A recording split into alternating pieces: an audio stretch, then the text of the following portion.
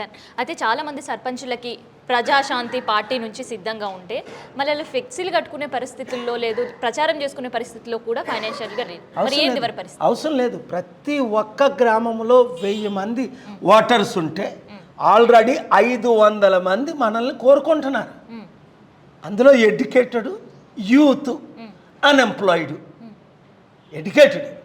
ఏమైనా పోల్ పెట్టిరా sir? Youth survey చేసిరా ఏమైనా? TV9, NTV, TV5, ABN, V6 అన్ని పోల్స్ పెట్టారు. అదే ఫ్యాక్ట్స్ బయటకు వస్తున్నాయి. 10లో 8-9 మంది నన్ను అప్రిషియేట్ చేస్తున్నారు. 10లో 4-5 మంది మనకు ఓట్లు వేస్తానంటున్నారు. ప్రజలు నిలబడ్డమే, యూత్ నిలబడ్డమే. వాళ్ళకి చెప్పుకోవడం, మేము కరపత్రాలు ఇస్తాం, జెండాలు ఇస్తాం, కండువాలు ఇస్తాం, తీసుకెళ్ళండి, ఫ్లెక్సీలు కట్టుకోండి, ఊర్లో చెప్పుకోండి. 2000 ఓటుకి లేదా బాటిల్ పంపించడం అవి చెయ్యం మేము. మందు, మొక్క, ఈ అవినీతి అవసరం లేదు. అది మనకి. మీకు కోట్ల రూపాయల అభివృద్ధి కావాలా, ఉద్యోగాలు కావాలా, అప్పులు తీరాలా, ఉచిత విద్య కావాలా, ఉచిత వైద్యం కావాలా, నిరుద్యోగ సమస్య నిర్మూలన కావాలా, మీ గ్రామాలు బంగారం అవ్వాలా, 1 ఇయర్లో చేసి చూపిస్తాను, గెలిపించుకోండి. అంటే sir last 1 question. So Prajashanti party ఆఫీస్లో ఇగో చూస్తున్నాం కదా ఈ బోర్డు, అండ్ ప్రత్యేకంగా మీరు ఒక గుర్తు పెట్టుకున్నారు. ఆ గుర్తు ఎందుకు పెట్టుకున్నారు అని చాలామందికి ఒక డౌట్ అండ్ తెలుసుకోవాలని చాలామందికి ఆతృత కూడా ఉంది. సో మీ గుర్తు ఏంది అసలు? ఎలక్షన్ కమిషన్ నా గుర్తులే మార్చుతున్నారు. ముందేమో హెలికాప్టర్ ఇచ్చారు, అది చాలా ఫేమస్ అయిపోయింది. అవునా? ఆ తర్వాత ఇండిపెండెంట్గా మునుగోడులో రింగ్ ఇచ్చారు ఇల్లీగల్గా.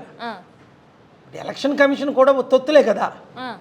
ఆ తర్వాత మన విశాఖపట్నంలో పోటీ చేసినప్పుడు పార్టీకి గుర్తు ఇవ్వకుండా ఎంపీలు పోటీ 2 రాష్ట్రాల్లో నాకు కొండ గుర్తు ఇచ్చారు. అయినప్పటికీ లక్షల మంది బయటకు వచ్చి ఓట్లేశారు.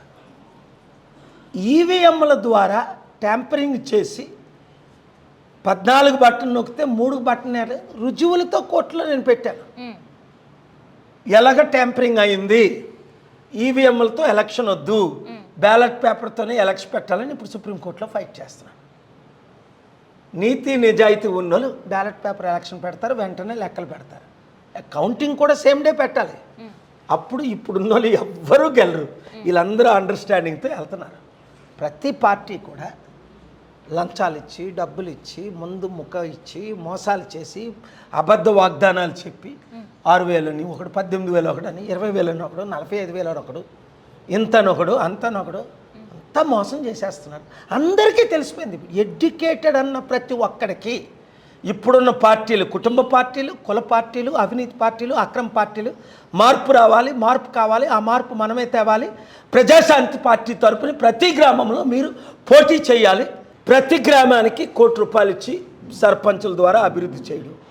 10th పాస్ అయిన మీరు, నిరుద్యోగులైన మీరు తెలంగాణలో ఇప్పటికే ఒక గ్రామం నుంచి 10 మంది, 20 మంది, 30 మంది పోటీ చేద్దామని అనేక గ్రామాలు కాంపిటీషన్ ఉన్నాయి.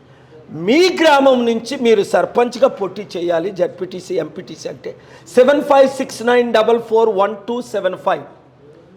మీ జిల్లా పేరు, మీ నియోజకవర్గం, మీ గ్రామం పేరు, ఫస్ట్ జిల్లా పేరు రాసేయండి.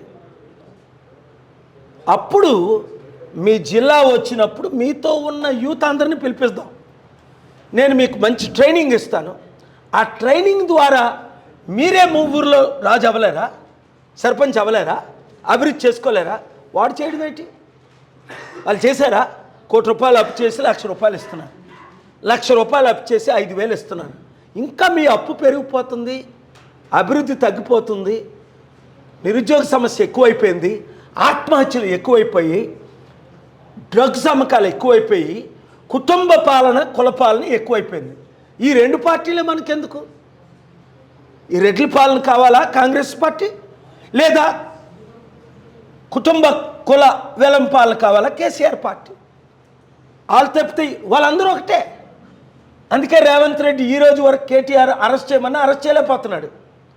సో వీళ్ళంతా కుట్రతో మన 90% ఉన్న వాళ్ళని విడదీశాడు.